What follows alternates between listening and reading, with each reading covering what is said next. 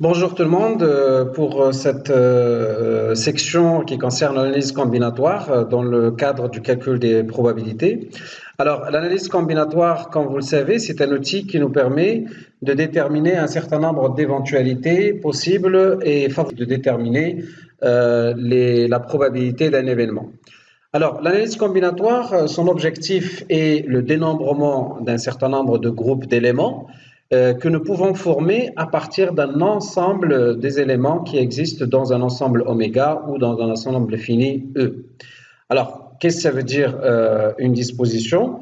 Une disposition, c'est tout simplement un ensemble d'éléments pris dans un ensemble fondamental. Si on donne l'exemple d'un ensemble qui contient les éléments 5, 6, 7, 8 et 9, alors quand on prend l'élément, un groupe par exemple 6 et 7, on va dire que nous avons formé une disposition de deux éléments choisis dans E. On peut prendre aussi trois éléments, 5, 6 et 7, et dans ce cas-là, on va dire que nous avons formé une disposition de trois éléments choisis parmi les éléments de E. Alors, la caractéristique, en fait, dans ce cadre de l'analyse combinatoire, c'est qu'on peut choisir un élément plusieurs fois ou on peut choisir un élément seulement une seule fois. Donc, tout dépendra de la nature du problème à traiter et aussi de ce que nous cherchons comme élément ou comme disposition. Donc, nous avons deux caractéristiques pour chaque disposition. Soit vous avez des dispositions dans lesquelles les éléments ils se répètent plusieurs fois, soit vous avez aussi des éléments dont l'ordre est important. Donc, les deux caractéristiques qui caractérisent une disposition, c'est premièrement la répétition. Est-ce que nous avons la possibilité de choisir un élément plusieurs fois? Et le deuxième ou la deuxième caractéristique, c'est l'ordre.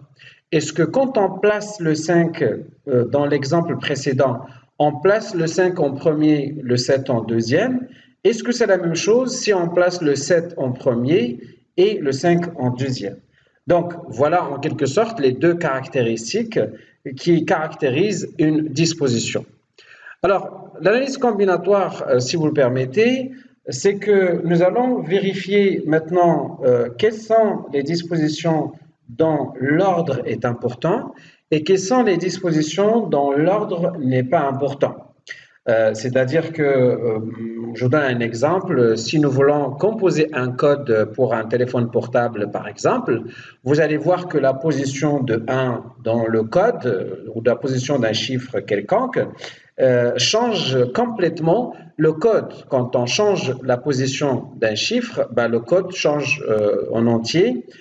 Par contre, quand on veut choisir, par exemple, ou élire un conseil de classe composé de trois éléments, peu importe, on a choisi le premier élément en premier, le deuxième en deuxième, le troisième en troisième, ou l'inverse, peu importe, ce qui nous intéresse, c'est tout simplement d'avoir les éléments dans le conseil de classe. Alors, voyons dans un premier temps ce qu'on appelle les dispositions ordonnées.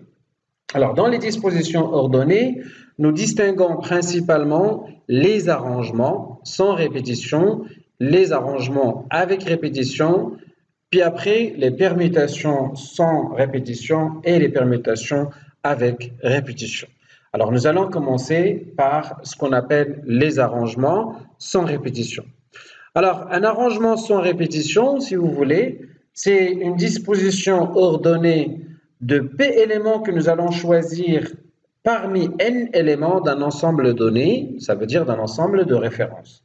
Et donc, pour retrouver le nombre de dispositions ordonnées ou précisément le nombre d'arrangements sans répétition qu'on peut former à partir de ces N éléments, on utilise tout simplement la formule de l'arrangement A de P parmi N qui est égal à N factoriel divisé par N moins P factoriel.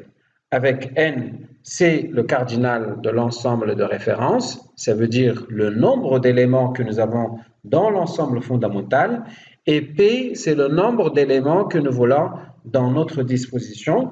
Et vous voyez que P, il est toujours compris entre 1 et N. Alors, voyons un exemple pour comprendre cette notion d'arrangement sans répétition. Si, par exemple, nous avons un ensemble E qui contient les éléments A, B, C, D et E, alors on se pose la question, combien d'arrangements de trois éléments sans répétition peut-on former à partir de ces éléments de E? Alors, on constate que le cardinal de E, c'est tout simplement le nombre d'éléments que nous avons dans cet ensemble-là. N est égal à 5. Et puisque nous voulons des dispositions à trois éléments, donc P est égal à 3, et en utilisant la formule ou l'expression que nous avons vue précédemment, l'arrangement de 3 parmi 5, c'est 5 factoriel divisé par 5 moins 3 factoriel, qui est égal tout simplement à 60. Donc, on va dire comme interprétation, on peut former 60 arrangements de trois éléments choisis dans l'ensemble E. Alors, maintenant qu'on a vu les arrangements sans répétition, ça veut dire qu'on ne peut pas prendre un élément plus qu'une seule fois, ou plus que le nombre de fois où il figure sur la disposition, sur l'ensemble fini. Voyons maintenant les arrangements avec répétition. Alors, pour les arrangements avec répétition, ce sont des dispositions dont l'ordre est important, mais vous allez voir qu'on va travailler sur des éléments qu'on peut choisir plusieurs fois. Ça veut dire que si un élément il figure une seule fois dans l'ensemble fondamental, ou ce qu'on appelle l'ensemble de référence, on peut choisir cet élément-là autant de fois que nous voulons, et vous allez voir que dans cette situation, le nombre d'éléments que nous voulons dans la disposition ordonnée va pouvoir dépasser le nombre d'éléments que nous avons dans l'ensemble de référence. Ça veut dire que P peut être supérieur à N. Alors, un exemple pour ces arrangements avec répétition. Admettons que nous avons un ensemble de référence E qui est composé de trois éléments A, B et C, et on se pose la question, combien d'arrangements avec répétition de deux éléments peut-on constituer?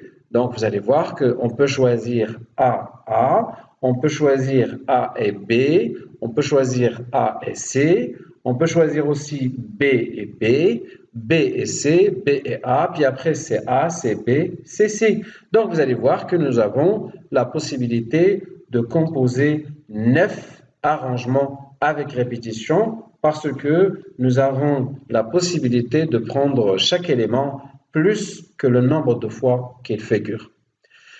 Maintenant, quand on travaille sur ces arrangements-là, c'est que vous allez voir que nous choisissons toujours un nombre P qui est inférieur ou égal à N quand il s'agit des arrangements sans répétition, et on peut choisir aussi des éléments, un nombre d'éléments qui est supérieur c'est-à-dire au cardinal de l'ensemble de référence N, mais donc ça nous permet de trouver, si vous voulez, les arrangements où le nombre de dispositions dans l'ordre est important. Maintenant, lorsque nous allons travailler sur la base de l'ensemble des éléments de E ou de l'ensemble des éléments de l'ensemble de référence, on arrive sur ce qu'on appelle les permutations.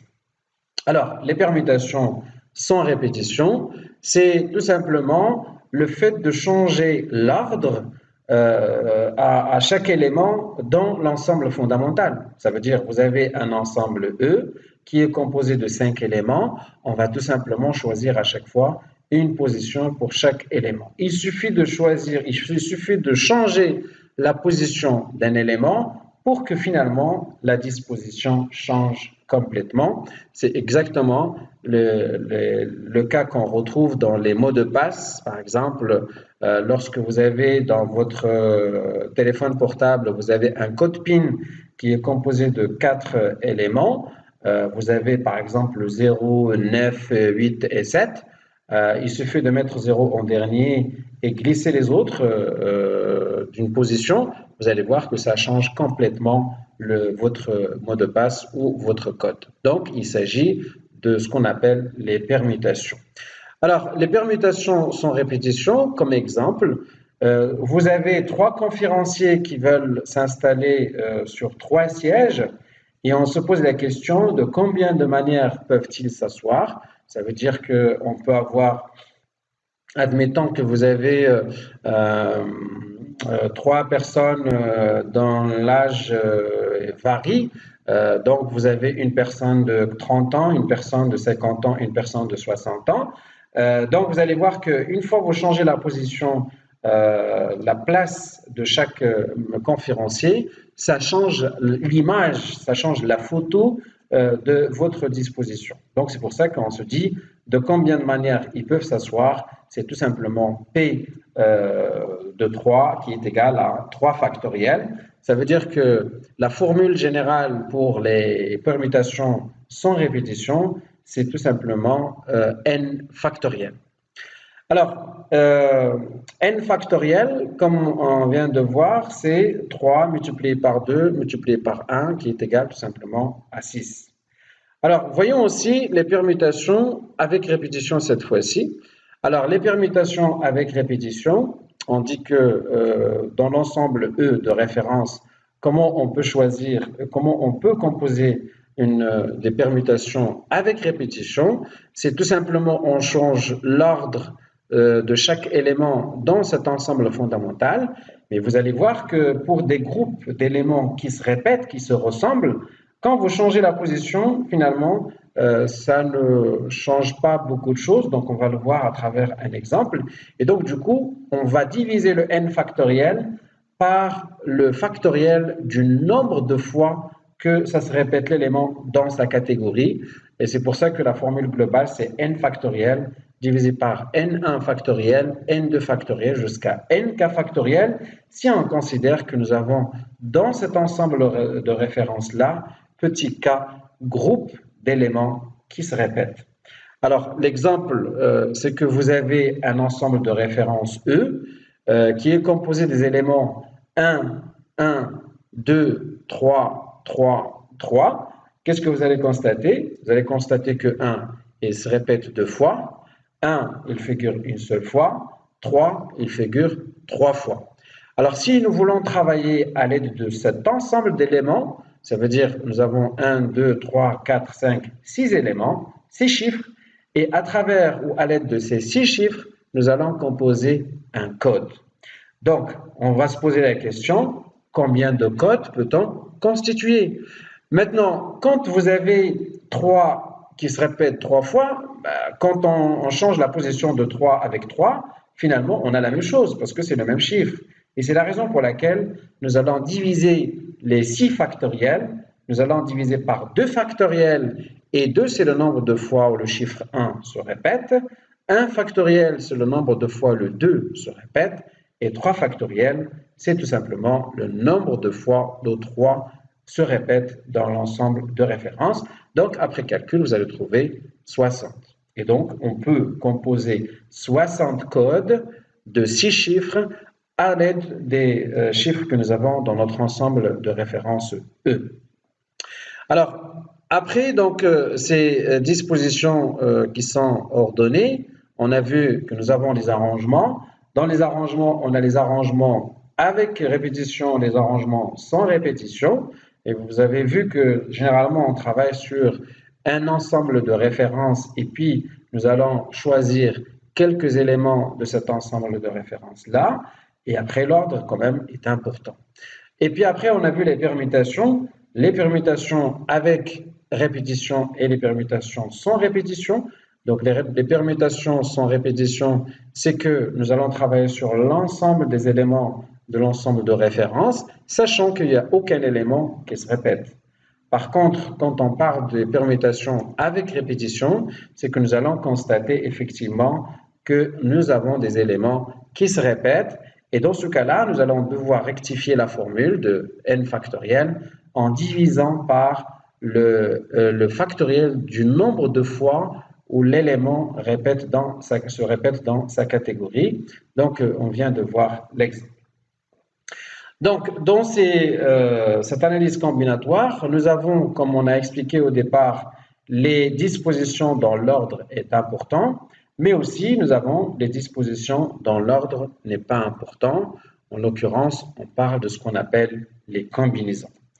Alors, qu'est-ce qu'une combinaison? Une combinaison, c'est une disposition dont l'ordre n'est pas important de P éléments choisis parmi N, ça veut dire choisis toujours dans un ensemble fondamental ou un ensemble de références. Donc, la formule pour les combinaisons sans répétition, c'est C de P parmi N qui est égal à N factoriel que nous allons diviser par P factoriel N moins P factoriel avec, comme vous le savez, P, le nombre d'éléments dans la disposition, il est compris entre 1 et N. Alors, quand on parle des combinaisons, c'est qu'on essaye de voir les dispositions d'un ensemble d'éléments P, mais dans l'ordre n'est pas important. Ça veut dire peu importe l'ordre ou la position dans laquelle figure chaque élément. Alors, l'exemple, si vous avez un ensemble E qui est composé des éléments A, B, C, D, E et F, donc vous avez vu, on a 1, 2, 3, 4, 5, 6 éléments. On se pose la question, combien de combinaisons sans répétition de 3 éléments peut-on former? Donc, on constate que n est égal à 6, c'est tout simplement le cardinal de notre ensemble de référence. P est égal à 3, c'est le nombre d'éléments que nous voulons dans notre disposition. Donc, la formule de calcul, comme on l'a vu précédemment, C de P parmi n est égal à n factoriel divisé par P factoriel multiplié par, entre parenthèses, n moins P factoriel. Et donc, quand on applique cette formule-là, on va trouver pour C de 3 parmi 6 un résultat de 20. Ça veut dire tout simplement qu'on peut former 20 combinaisons sans répétition de 3 éléments choisis dans E. Alors, autre exemple, quand on veut travailler sur des groupes d'étudiants, nous voulons composer un conseil de classe ou des groupes de 4 étudiants dans une classe de 10. Et dans ce cas-là, nous avons n est égal à 10 et p est égal à 4, sachant qu'il n'y a pas de répétition, puisque n étudiants retenus ou choisis, on ne peut pas le choisir une deuxième fois. C'est la raison pour laquelle on me dit qu'il n'y a pas de répétition.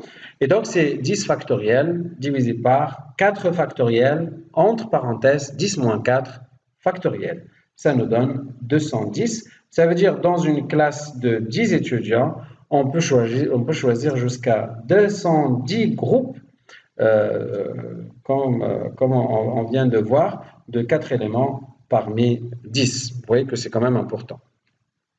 Alors après, nous avons ce qu'on appelle les combinaisons avec répétition.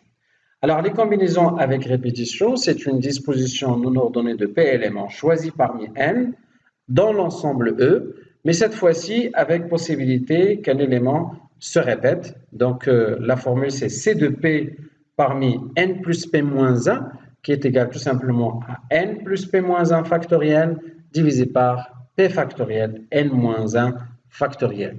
Alors, c'est une autre manière de composer, de travailler sur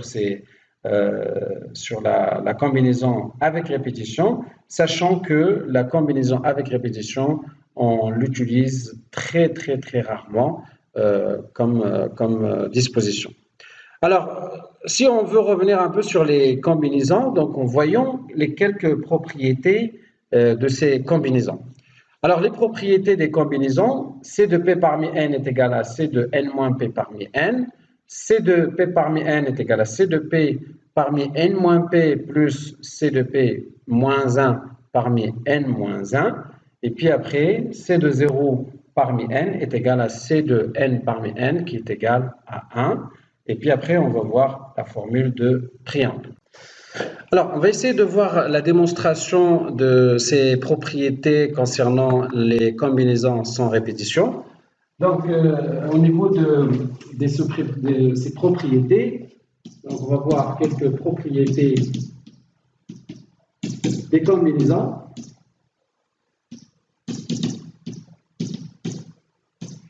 Alors, parmi les propriétés des combinaisons, donc nous avons dans un premier temps, c'est de 0 parmi n est égal à combien? Alors, C de 0 parmi n, donc c'est n factoriel divisé par 0 factoriel n moins 0 factoriel est égal à n factoriel divisé par n factoriel est égal à 1. Ça, c'est première propriété concernant les combinaisons. Deuxième propriété, c'est C de n parmi n. Donc, on va voir que c'est n factoriel divisé par n factoriel multiplié par n moins n factoriel est égal à n factoriel divisé par n factoriel qui est égal aussi à 1. Donc, C de 0 parmi n, C de n parmi n est égal tout simplement à 1. Maintenant, on va voir à quoi est égal C de n moins p parmi n. Alors, C de n moins p parmi n, c'est n factoriel divisé par n moins p factoriel multiplié par, alors, n moins p, donc moins avec moins, ça va être plus p factoriel. Alors, est égal à n factoriel divisé par n moins n, ça va être 0, donc ce qui reste c'est p factoriel, n moins p factoriel. Et donc on retrouve tout simplement c de p parmi n. Ça veut dire que c de n moins p parmi n est égal à c de p parmi n. Alors, autre propriété qui est quand même importante à voir, c'est C de n de p parmi n, est-ce qu'elle est égale à C de p moins 1 parmi n moins 1 plus C de p parmi n moins 1. Donc, nous allons vérifier, est-ce que cette expression-là, la somme des deux quantités, est-ce que ça nous donne C de p parmi n? Alors, voyons la première. Donc, la première, c'est C de p moins 1 parmi n moins 1 qui est égal, on applique la formule, c'est n moins 1 factoriel divisé par p moins 1 factoriel multiplié par n moins 1 moins p plus 1 factoriel. Ça veut dire est égal à n moins 1 factoriel divisé par p moins 1 factoriel. Et si vous avez n moins 1 plus 1, donc ce qui reste, c'est n moins p factoriel. Pour le deuxième terme, c'est-à-dire c de p parmi n moins 1, ça va être n moins 1 factoriel divisé par p factoriel, entre parenthèses, n moins p moins 1 moins p, donc on peut mettre moins p moins 1 factoriel. Alors, par ailleurs, on va essayer de voir quelques opérations sur factoriel. On sait que si nous voulons faire la somme entre les deux, on va devoir chercher le dénominateur commun. Donc, on va essayer de voir cette quantité-là plus celle-là. C'est-à-dire que ça veut dire tout simplement C de P moins 1 parmi N moins 1 plus C de P parmi N moins 1 est égal. Donc, je vais reprendre la première expression, ça veut dire N moins 1 factoriel. Je vais diviser par P moins 1 factoriel. Je multiplie par N moins P factoriel plus. La deuxième expression, c'est n-1 factoriel divisé par p factoriel n moins p moins 1 factoriel. Donc voilà les deux expressions. Maintenant, voyons comment peut-on chercher un dénominateur commun. Alors, on va voir que pour retrouver le dénominateur commun, on va revenir un peu sur les opérations sur les factoriels. Donc, n factoriel, on sait qu'il est égal à n multiplié par n moins 1 factoriel. Donc, ça, c'est l'opération qu'on peut vérifier rapidement. On sait aussi que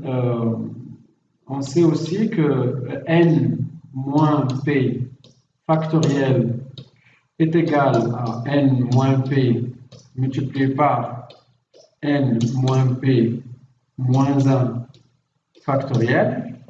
Et puis après, on sait aussi que p factoriel est égal à p multiplié par p moins 1 factoriel. Donc là, c'est des opérations qu'on peut rapidement vérifier, tout simplement au niveau du factoriel. Alors, ce que nous allons essayer de faire maintenant, pour avoir le dénominateur commun, c'est que nous allons multiplier, je propose qu'on multiplie ce premier terme-là par P, donc on va multiplier ici par P, là aussi par P, multiplié par. Et pour la deuxième expression, nous allons multiplier par N moins P, et on va multiplier par N moins P. Donc, vous allez voir qu'au niveau du résultat, ça ne changera pas puisque on a multiplié par la même quantité et on a divisé par la même quantité. Alors, voyons qu'est-ce que ça va donner maintenant est égal. Alors, nous avons sur le premier numérateur, donc c'est P multiplié par N-1 factoriel, divisé par, nous avons P multiplié par P-1 factoriel, ça va nous donner tout simplement P factoriel, multiplié par N-P factoriel, plus, on reprend N-1 factoriel multiplié par N-P, le tout divisé par, vous avez P factoriel, puis après N-P-1 multiplié par N-P, donc ça va être N-P factoriel. Donc N-P factoriel. Pourquoi? Parce que tout simplement, comme on a vu tout à l'heure, cette quantité-là, on va la retrouver ici. Donc c'est la même chose. Donc c'est pour ça qu'on l'a remplacé N-P factoriel. Alors, vous voyez que maintenant nous avons un dénominateur commun.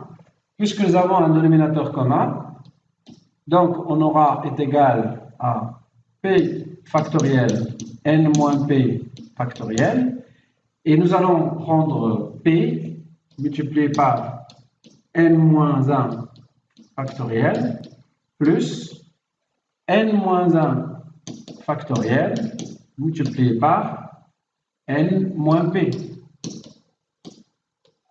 Donc, on va mettre N-1 factoriel en facteur. Donc, ça va nous donner est égal à N-1 factoriel multiplié par, alors ce qui reste au niveau du premier, c'est P.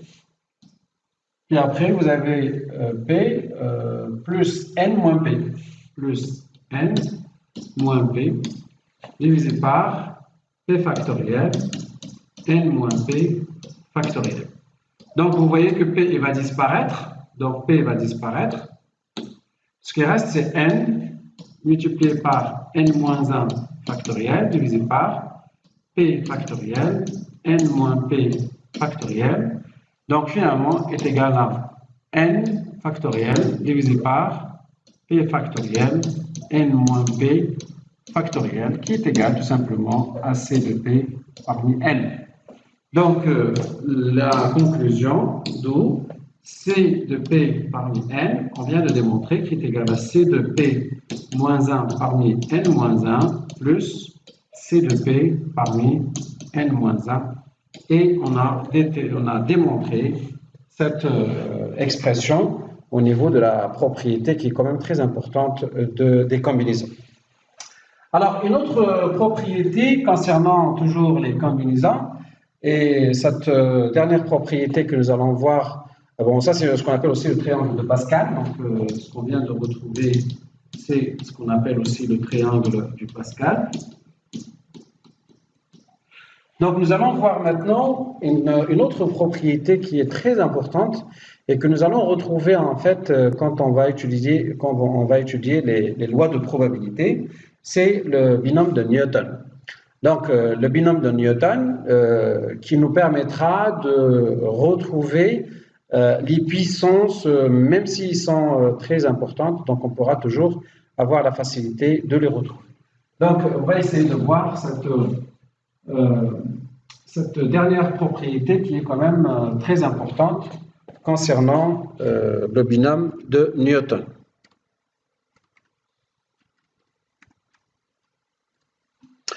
Alors, le binôme de Newton,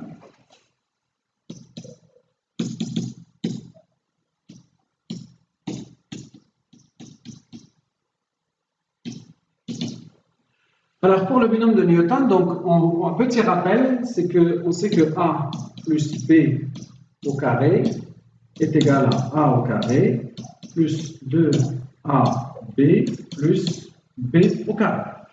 Donc là, c'est ce qu'on appelle les identités remarquables que vous avez vu, A moins B au carré, A plus B au carré, etc.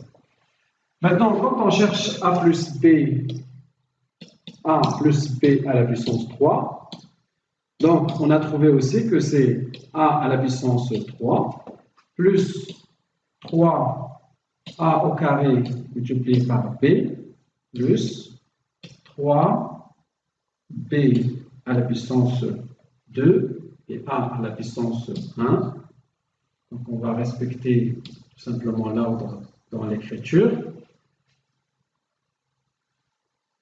A, B au carré plus B à la puissance 3.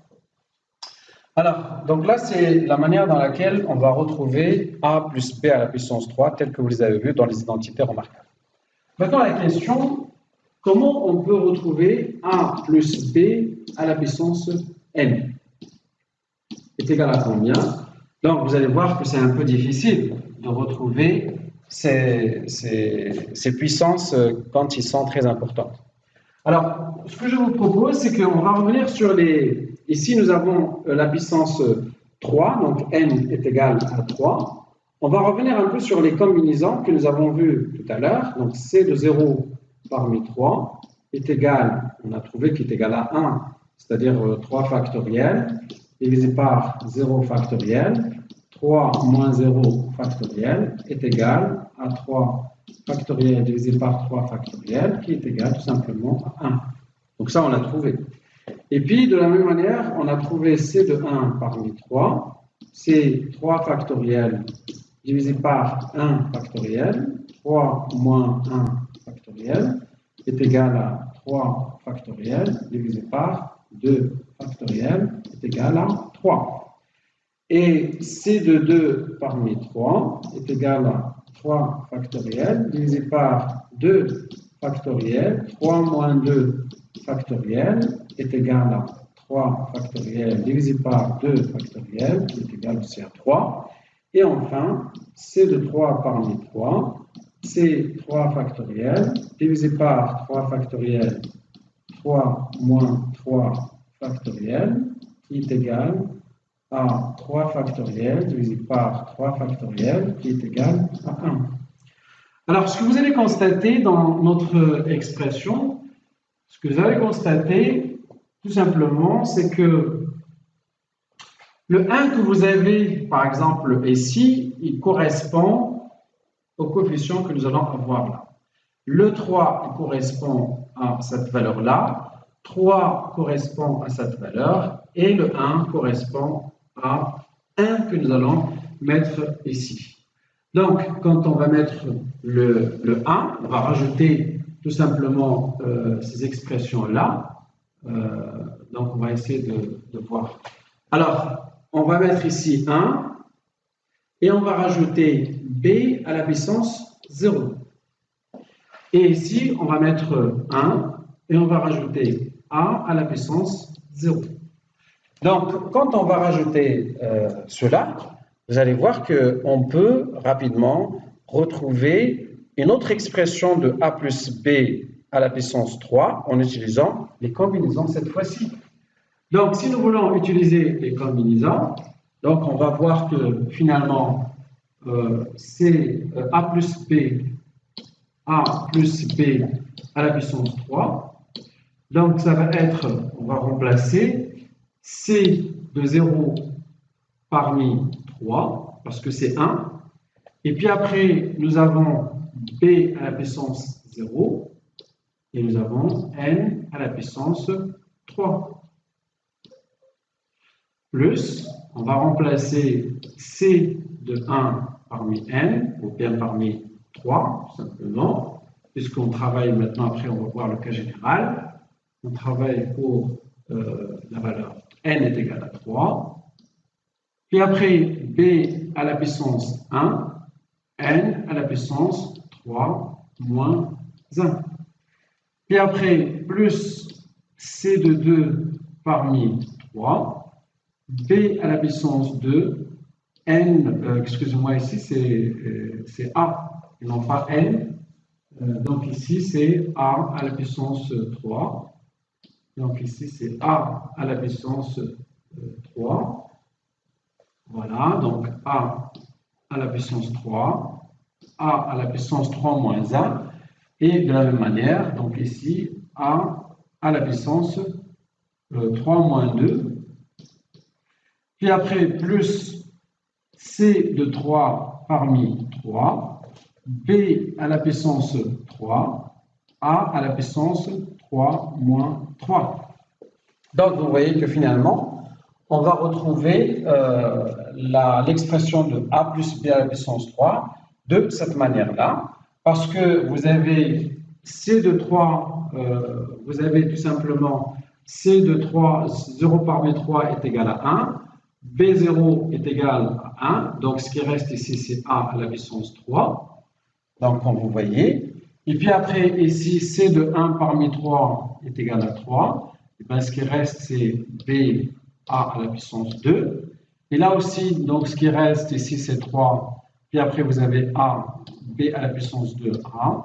Et finalement, donc vous avez 1, b à la puissance 3, a à la puissance 0. Donc c'est bien ce que nous avons trouvé tout à l'heure. Ça veut dire que, en général, quand on veut généralisation,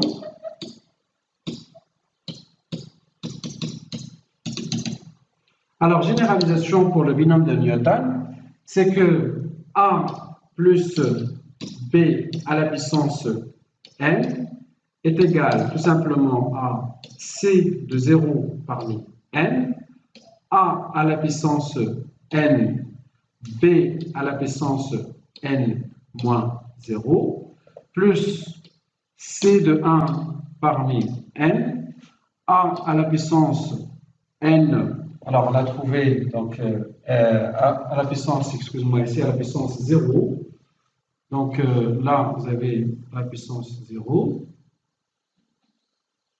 donc à la puissance n moins n, si vous voulez, donc à la puissance ici 0, et puis après, donc vous allez voir a à la puissance n moins 1, b à la puissance 1, plus jusqu'à c de x parmi n, a à la puissance n moins x, b à la puissance x, plus jusqu'à la fin. Donc jusqu'à c de 0, jusqu'à c de n, donc jusqu'à c de n parmi n, a à la puissance n moins n, b à la puissance n.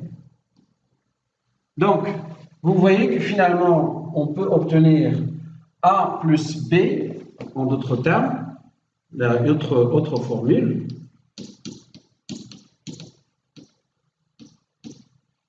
Autre formule, c'est que tout simplement a plus b à la puissance n est égal tout simplement à la somme de c de x parmi n, a à la puissance n moins x, b à la puissance x. Alors, c'est la somme sur x allant de 0 jusqu'à n. Donc, x allant de 0 jusqu'à n.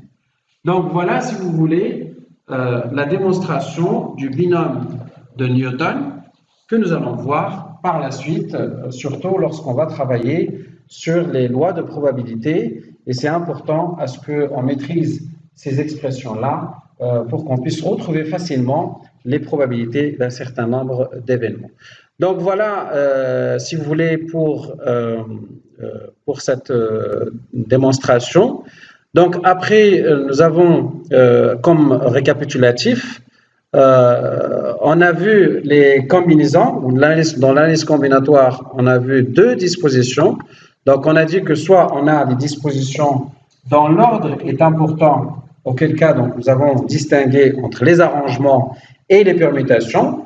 Dans les arrangements, on a vu les arrangements avec répétition et les arrangements sans répétition. Dans les permutations, la même chose, avec répétition et sans répétition. Et puis après, donc on a vu, on vient de voir, les combinaisons, ce sont des dispositions dont l'ordre n'est pas important. Donc là aussi, on a vu avec répétition et sans répétition. Et par la suite, on a vu quelques propriétés concernant les combinaisons sans répétition. Donc voilà un petit tableau récapitulatif concernant les formules que vous allez utiliser en fonction de la disposition que vous allez choisir. Est-ce que c'est avec répétition ou pas de répétition? Est-ce que l'ordre est important ou n'est pas important? Et donc, à partir de là, vous allez choisir, est-ce que c'est la formule des arrangements sans répétition, A de P parmi N qui est égal à N factoriel divisé par N moins P factoriel, ou bien c'est avec répétition A de P parmi N qui est égal à N à la puissance P. Sinon, si vous allez travailler avec tous les éléments dans l'ensemble de référence, on va travailler sur les permutations. Et là aussi, il faut voir, est-ce que vous êtes sur des permutations sans répétition? Dans ce cas-là, c'est P de N qui est égal à N factoriel. Si vous êtes sur des permutations avec répétition, vous allez voir combien de fois l'élément se répète dans sa catégorie. Et donc, en termes de formule, ça va être N factoriel que vous allez diviser par le factoriel du nombre de fois que chaque catégorie se répète. Et enfin, donc, vous voyez la combinaison avec les deux formules concernant la répétition ou sans répétition, avec beaucoup d'intérêt, bien évidemment, aux combinaisons sans répétition, C de P parmi N qui est égal à N factoriel divisé par P factoriel N moins P factoriel et l'expression de la combinaison avec répétition. Donc voilà, nous avons terminé l'analyse combinatoire. Rendez-vous pour la prochaine séance pour traiter le théorème des probabilités. Donc d'ici là, je vous souhaite bon courage et à la prochaine fois, Inch'Allah.